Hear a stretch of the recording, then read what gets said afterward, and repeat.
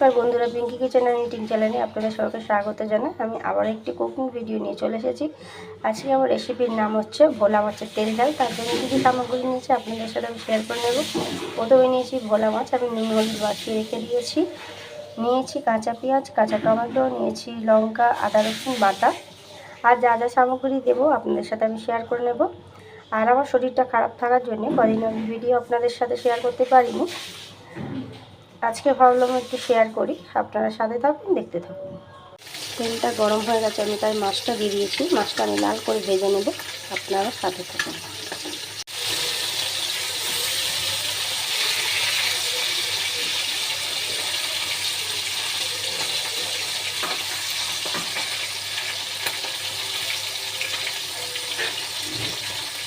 লাল লাল করে ভাজা হয়ে গেছে, এবার আমি তুলে নেব।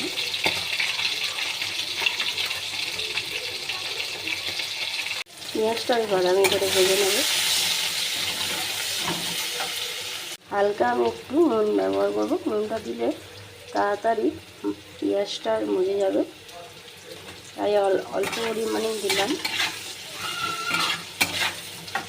আর আমি টমেটোটা দিয়ে দেব।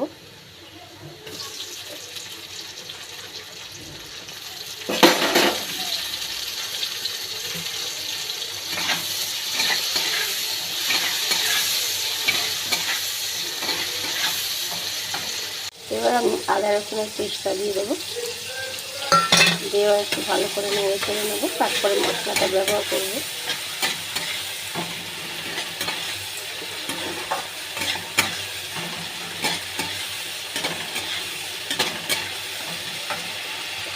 আমি প্রথমেই দিয়ে দেবো নুন স্বাদ মতো,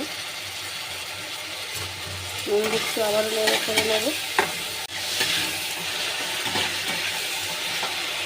এবার আমি দেবো ছোটো চামচের হাফ চামচ হলুদ গুঁড়ো, ছোটো চামচের হাফ চামচ লঙ্কা গুঁড়ো। খুব বেশি ঝাল করবো না, এবার দিয়ে কষে নেব।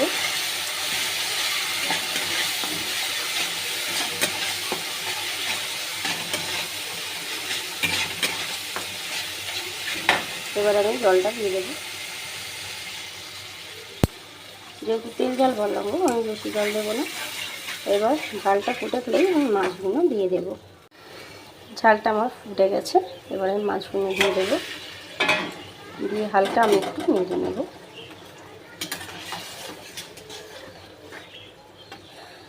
আপনারা ধনে পাতাও দিতে পারেন, আমি দিইনি কারণ আমাদের আনা হয়নি। ধনে পাতাটা দিলে আর একটু টেস্টটাও খুব ভালো হয়, স্বাদটা।